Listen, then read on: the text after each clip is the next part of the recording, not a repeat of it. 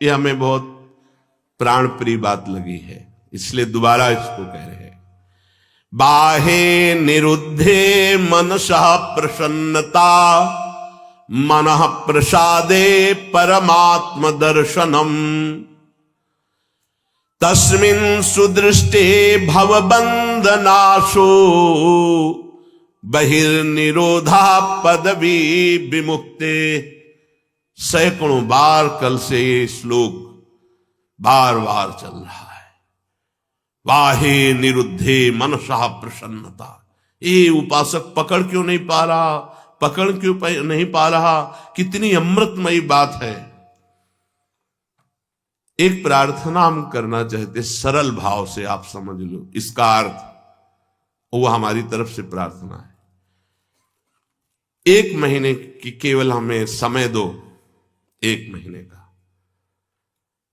आप 1 महीने कोई इच्छा नहीं करेंगे, जैसी सामने परिस्थिति आए उसको भोग लो, इच्छा मत करना। 1 महीने का केवल समय दो। हम कोई साधन नहीं बता रहे, इच्छा ही नहीं करनी। जहां इच्छा निकले उसे निरुद्धे, रोक दो, बाहर जवान में ना आने पावे। खान पान, देखना, सुनना, रहना, भोगना, व्यवस्था, 1 महीने में मर थोड़ी जाओगे। 1 महीने का हम कोई संकल्प नहीं दे रहे, कोई कसम नहीं खवा रहे, प्रार्थना कर रहे हैं कि आज से 1 महीने हम कोई भी इच्छा व्यक्त नहीं करेंगे, न सद न असत, कोई भी इच्छा नहीं व्यक्त करेंगे। हृदय में आएगी तो वाहे निरुद्धे, वहीं रोक देंगे। बाहर की इच्छा बाहर, अंदर की इच्छा अंदर, व्यक्त नहीं करेंगे। बताओ, ये अपने घर का सत्संग होता है, ये केवल प्रवचन नहीं है, ये जीवन सुधार है और भगवत प्राप्ति के लिए है। 1 महीने की बात मांग रहे हैं। गृहस्थी में अगर ना कर पावे तो राधे राधे रटे, राधा राधा। लेकिन विरक्त जनों से प्रार्थना 1 महीने, केवल 30 दिन। जबान से आपकी इच्छा व्यक्त नहीं होनी चाहिए, 1 महीने बस। आप देखो कैसा आपको लगता है। जलन होगी पहले, वो बार बार व्यक्त नहीं करना, 1 महीने व्यक्त नहीं करना। परिपक्व अवस्था के प्राप्त महापुरुषों के हृदय में इच्छा ही नहीं प्रकट होती। जाहि न चाहिए कबहू कछु, तुम सन सहज सने, बसहु निरंतरता सुर, सोराउर निज गे। 1 महीने, ये तो आजीवन की बात होती है महापुरुषों की। महाराज ये रख लो, कभी आपके काम में आएगा, कभी आपको जरूरत पड़ेगी, कभी आपको चाहिए ना। भैया नहीं, हम जरूरत मिटाने के लिए, चाह मिटाने के लिए, काम मिटाने के लिए आए हैं, बढ़ाने के लिए नहीं। आप रखो, जब जरूरत होगी मेरा मालिक उस समय दे देगा। कभी आप तो उस समय जो अभी दे रहा है वो उस समय नहीं है क्या? हमारे लिए नई सृष्टि रच देगा। जो सृष्टि में नहीं होगा वो भी वो रच देगा, विश्वास करो। 1 महीने अभ्यास करके देखो, देखेंगे आप लोग, देख लो। इच्छा को होगी, इच्छा, हम ये नहीं कह रहे कि इच्छा नहीं होनी चाहिए, इच्छा होगी पर आप व्यक्त नहीं करोगे। 1 महीने खेल खेल के देखो, गेम है। जीवन मुक्त महापुरुष की स्थिति होती है। देखो एक आपको कथा सुनाते हैं। श्रीमन माधवेंद्र पुरी जी महाराज बहुत बड़े महाभागवत हुए हैं, चैतन्य महाप्रभु के चरित्र में आते हैं। ईश्वरपुरी जी के गुरु श्रीमन माधवेंद्र पुरी। ईश्वरपुरी जो महाप्रभु चैतन्य देव के प्रथम गुरुदेव थे, फिर सन्यास के गुरुदेव भारती जी महाराज हुए। तो श्रीमन माधवेंद्र पुरी जी महाराज जब क्षीर चोरा गोपीनाथ जी जो कहे जाते हैं, गोपीनाथ जी के दर्शन करने गए तो वहां शयन के समय कुल्हड़ में बड़ा ही पवित्र और स्वाद युक्त खीर का भोग लगता था। जब ये महिमा सुनी खीर की और भोग लगता देखा तो उनके अंदर इच्छा हुई कि अगर एक कुल्हड़ प्रसादी मिल जाए तो स्वाद लेके हम देख लेंगे कि प्रभु को ऐसा खीर का यहां भोग लगता है तो अपने ठाकुर जी को ऐसा ही खीर का भोग लगाएंगे। जो ही इच्छा जागृत हुई, जलन पैदा हुआ। अरे इच्छा कैसे जागृत हो गई? तो अंदर से विवेक कार्य कर रहा है, बचाने का जलन। ये तो प्रभु के भोग के लिए इच्छा, फिर भी इच्छा कैसे हुई कि मुझे एक कुल्हड़ मिल जाए? तुरंत प्रणाम किया और वास चल दिए। अब रात्रि का समय आ रहा था तो उसी गांव के किनारे एक वृक्ष के नीचे बार बार ये प्रश्न मन से, तूने इच्छा क्यों कर ली? बार बार उत्तर आता कि प्रभु के भोग के लिए इच्छा की है कि अगर मिल जाता तो स्वाद ले लेते और वैसे ही खीर प्रभु को लगाते अपने। नहीं, फिर भी इच्छा क्यों? बार बार धिक्कार मन को कर रहे थे। इधर महाभागवत की इच्छा भी भगवान बने थे और उसका पोषण भी भगवान करते हैं। जो निरीह जन है, जिनके अंदर इच्छा ही नहीं है, उनके हृदय में कोई इच्छा प्रकट होती तो लीला प्रकट करने के लिए होती।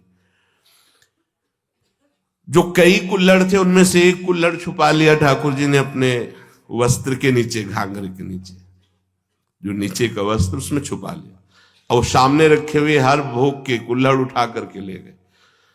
जब शयन कराने गए तो देखा एक कुल्हड़, कहा ये कैसे, यहां कैसे आ गया प्रभु के वस्त्र की? तो प्रभु ने कान में कहा उनके, प्रभु मूर्ति नहीं है, तुम जैसी भावना करोगे वैसे।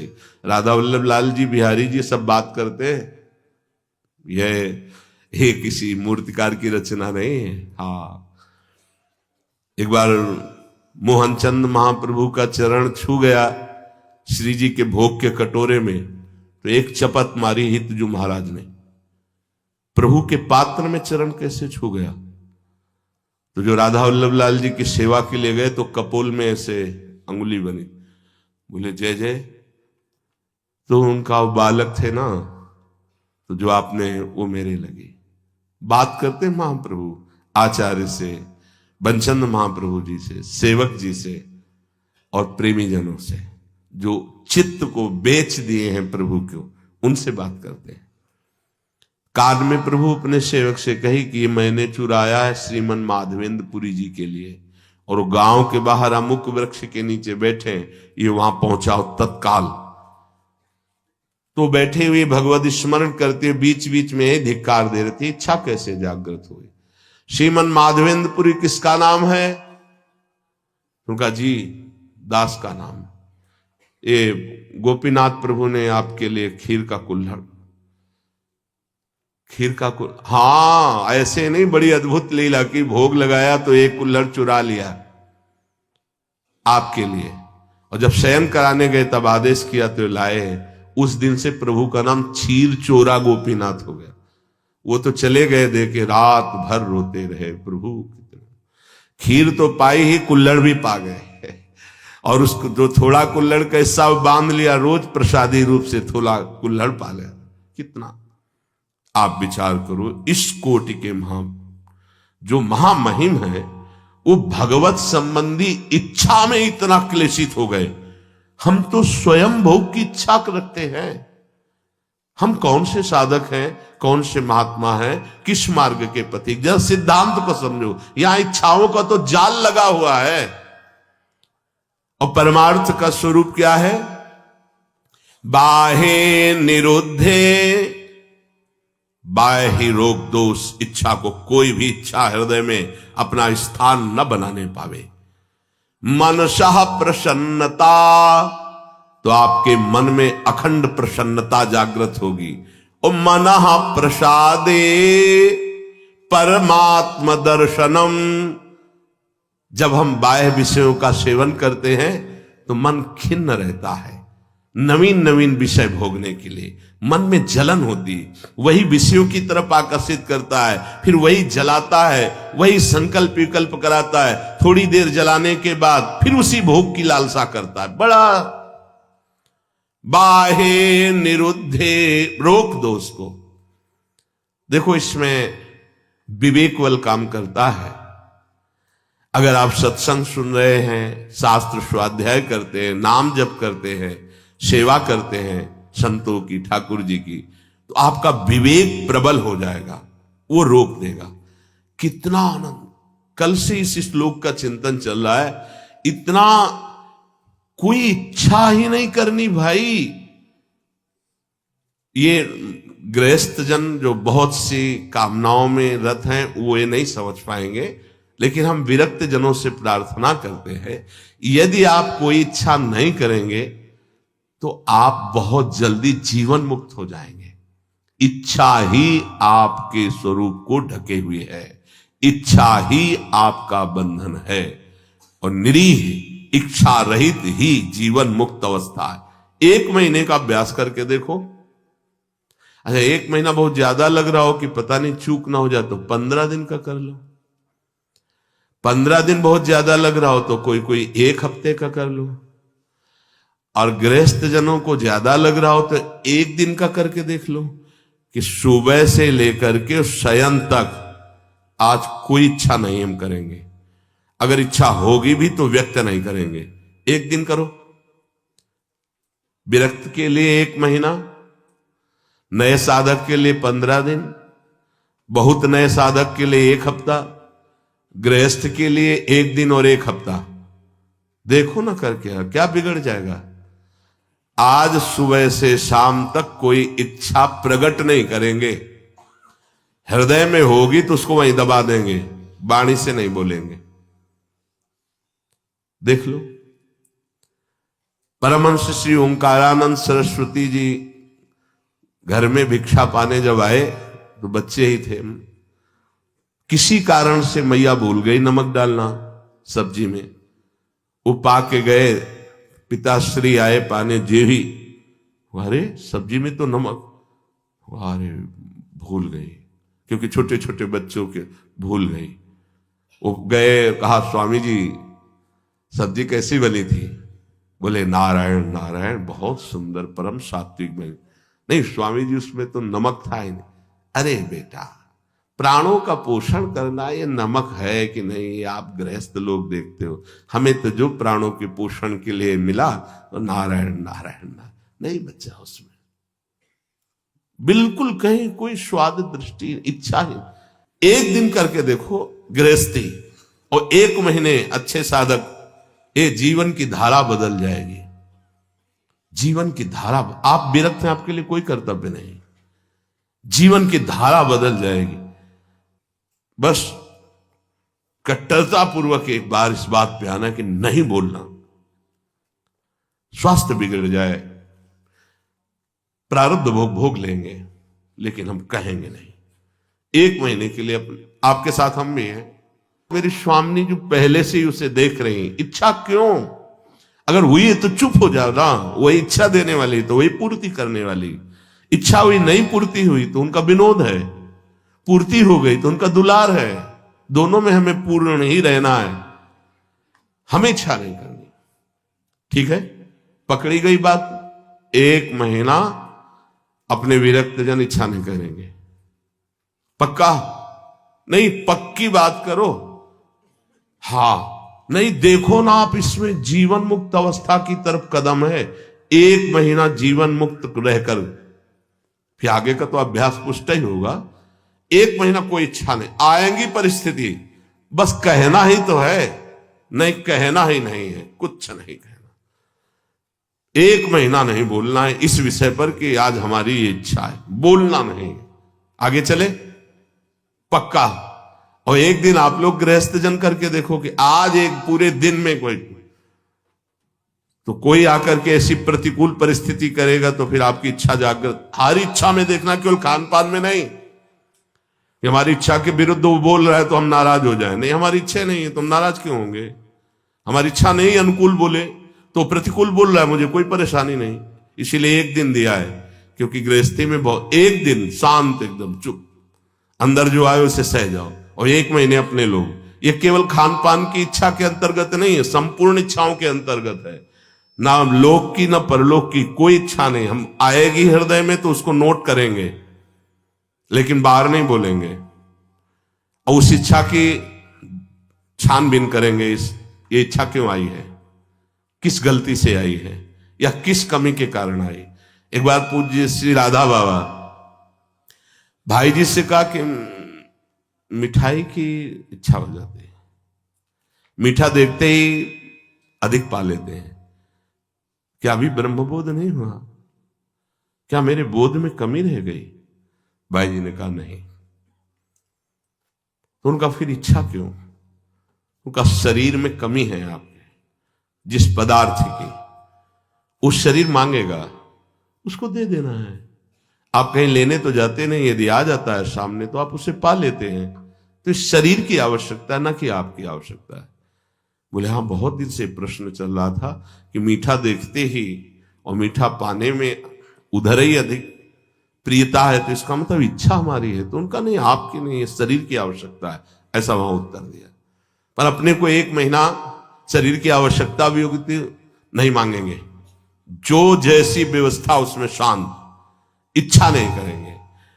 बाहे निरुद्धे मनसः प्रसन्नता, बड़ी मन में प्रसन्नता होगी।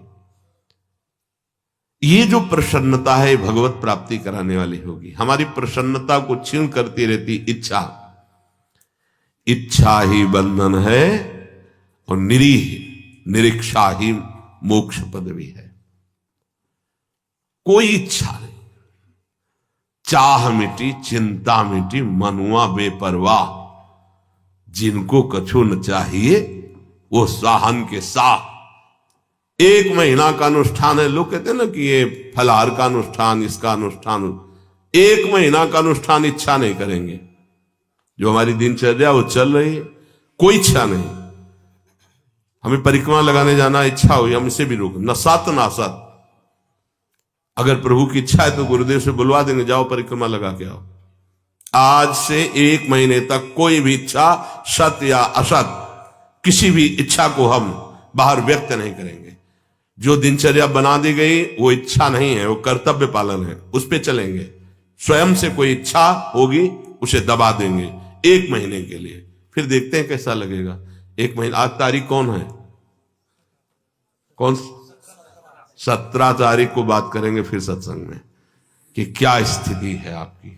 1 महीना ईमानदारी से देखना, बोलना मत, चूक नहीं होनी चाहिए। 1 महीना कोई बहुत ज्यादा नहीं, पूरे जीवन में इसी स्थिति को लाना है।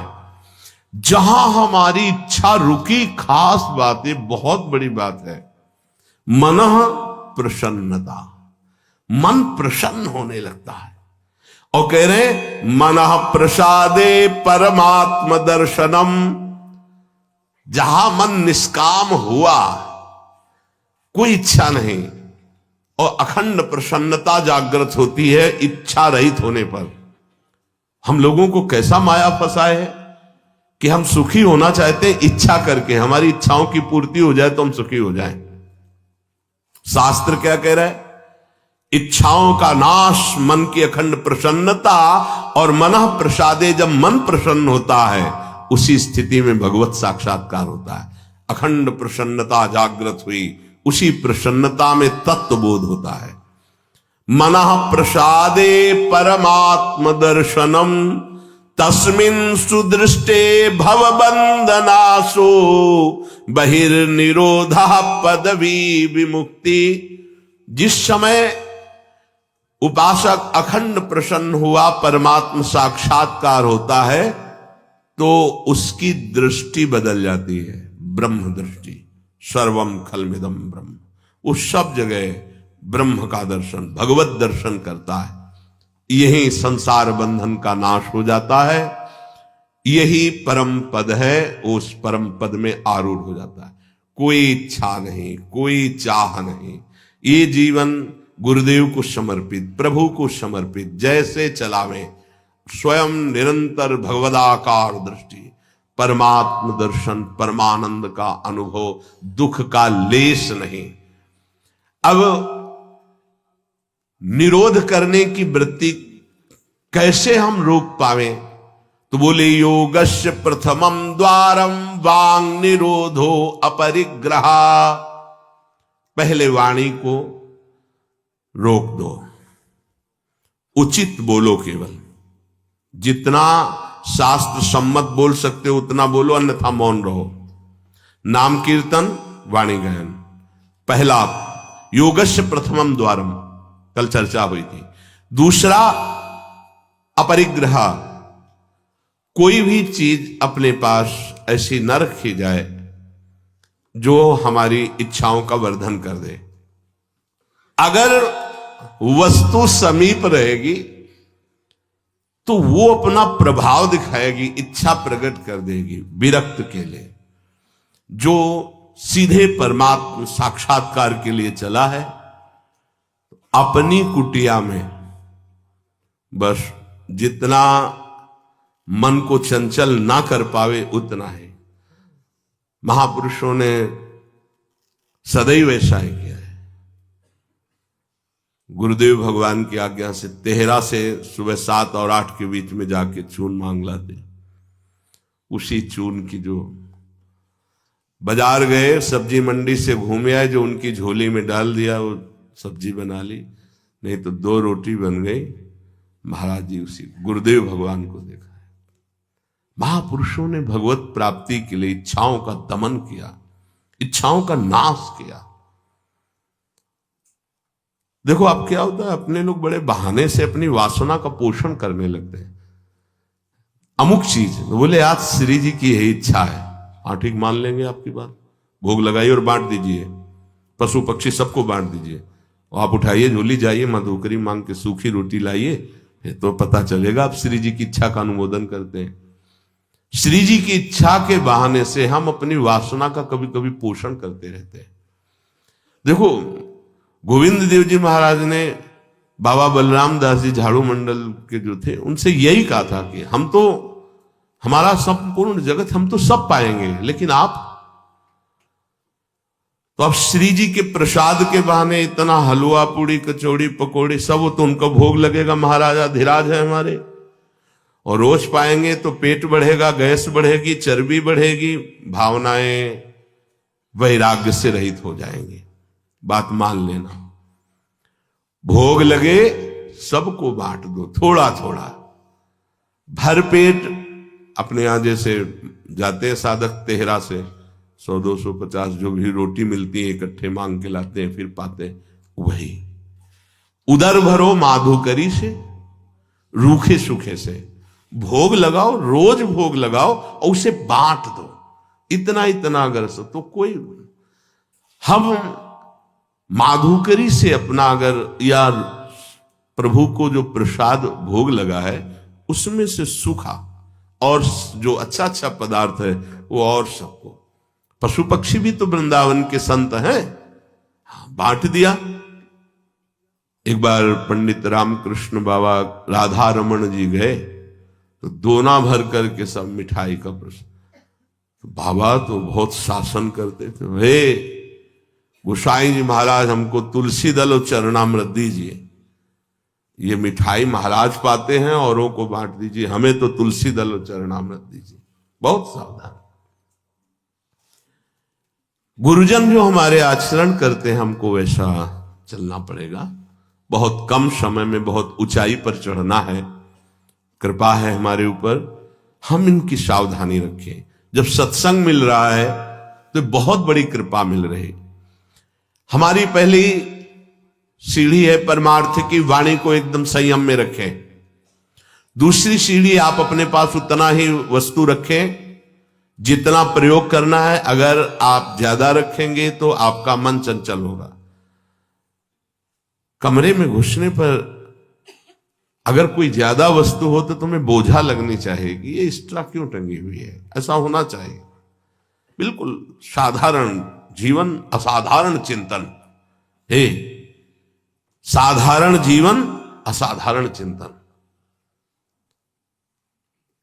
कमरे में आप अगर चले जाएंगे जिस कुटिया में श्री जी इस शरीर को रख रहे हैं, राधा राधा राधा राधा राधा राधा राधा, ये जितने राधा नाम मिलते हैं ना सब दीवार, ये प्रसादी ये प्रसादी ये प्रसादी, ये ग्रंथ ये ग्रंथ, ये छवि बस, और आपको दूसरी वस्तु कमरे में नहीं मिली। जिधर डालो तो बस राधा राधा राधा राधा राधा।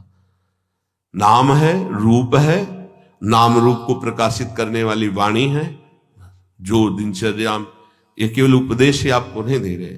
शरीर रोगी होने के कारण कुछ सुविधाओं को स्वीकार किया गया है, वो हमारा जीवन नहीं है, वो हमारा लक्ष्य नहीं है। जीवन में प्रतिग्रह लेना उतना जितना हमारे जीवन का यापन होना है, नहीं तो नष्ट हो जाओगे, पक्का समझ लो। अपने पास एक भी कपड़ा ऐसा ना होना चाहिए कि जो बाद में किसी के काम में आवे, बाद में यही आवे किसी जला दो तो अच्छा है, पक्का समझना। साधु का परिग्रह रहित जीवन होना चाहिए। आज ऐसी अवस्था नहीं रह गई कि हम विचरण करके, जिससे पीछे आए हैं विचरण करें। साधुओं को घेर कर पशुओं की तरह मार डाला जाता है। अब ऐसा समय नहीं है कि आप तीर्थयाटन करें, भ्रमण करें। अब समय ऐसे है कि भगवान की कृपा से यदि कुटिया बन जाए तो धाम आदि में वास करो, चुपचाप नजदीक के गांव से जहां परिचय है वहां से मांग के खा लो, नहीं और गांव में घुसोगे तो और भी हो सकता है कुछ।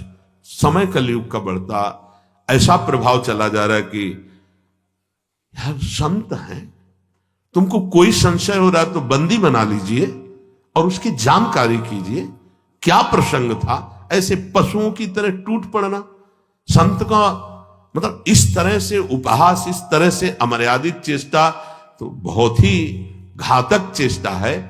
तो आजकल ये समय नहीं रह गया कि आप जवान जवान साधु गांव गलियों में घूमें। हाँ, निर्धारित है, जैसे हमारे ब्रजमंडल के गांव हैं, ये जानते हैं, ये संत की मर्यादा को जानते हैं, इनके दरवाजे से मांग लो। अब समय नहीं रह गया, नहीं पशुओं की तरह घेर के मार डालते हैं, जान से मार डालते हैं। ऐसा तो बड़ा कठिन है। कोई भी ऐसे निंदनीय आचरण इस भेष का लेके कर सकते हैं, लेकिन बहुत अच्छे अच्छे भी महापुरुष हैं। तो परिग्रह रहित जीवन पर अब धाम में इसकी जरूरत है कि आपके वास की व्यवस्था हो, आपका भोजन शरीर यापन के लिए हो, खूब भजन करके शरीर पूरा करो धाम में। अब ये समय नहीं रह गया कि आप बाहर भ्रमण करें। सच्ची कह रहे हैं, अपने लोगों ने जो जीवन, तो वो अब तो है ही नहीं वैसा जीवन, चलने लायक नहीं जीवन है। परिग्रह उतना ही रखो जितनी आवश्यकता। रोज का रोज ठाकुर जी व्यवस्था अपने जनों की करते हैं। आप अपनी चिंता न करेंगे, अपनी चिंता करेंगे तो ठाकुर जी निश्चिंत हो जाएंगे आपसे। और हम चाहते हैं कि वो निश्चिंत ना हो, हम निश्चिंत हो उनके भरोसे पर। निराशा, हमारे अंदर किसी से कोई आशा न रह जाए कि ये व्यक्ति भगत है, ये बहुत जहर है, प्रार्थना है मान लेना। ये जो आज का सत्संग बिल्कुल अंतर की बात से हम कह रहे हैं, इसे समझ लीजिए, बहुत सुधरने की जरूरत है।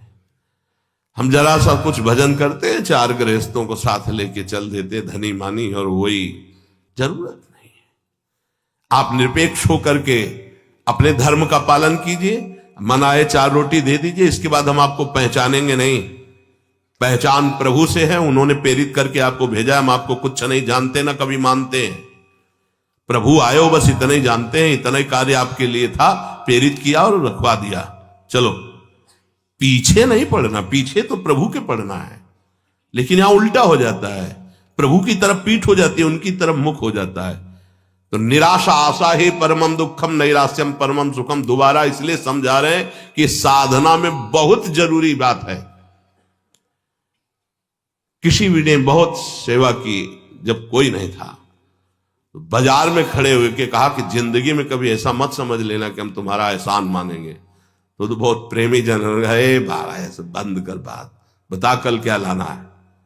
वो तो बहुत निरपेक्ष है, आज भी वैसे ही, पहले दिन से आज तक वैसे ही, वही श्रद्धा, वही निष्ठा, वही समर्पण।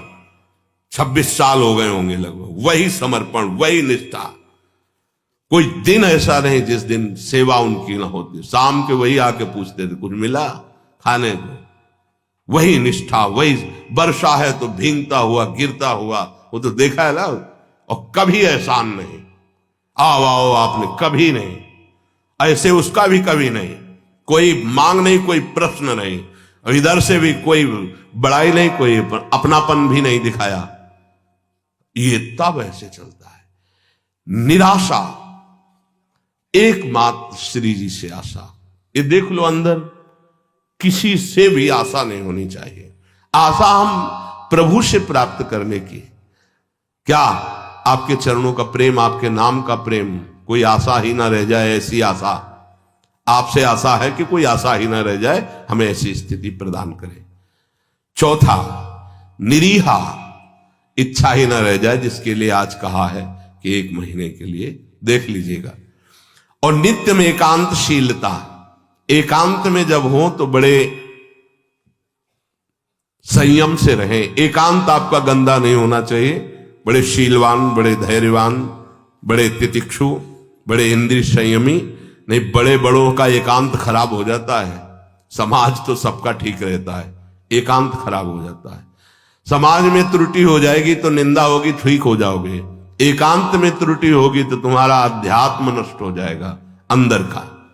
एकांत स्थित इंद्रियो परमणे हेतुर्दमश्चेतसः।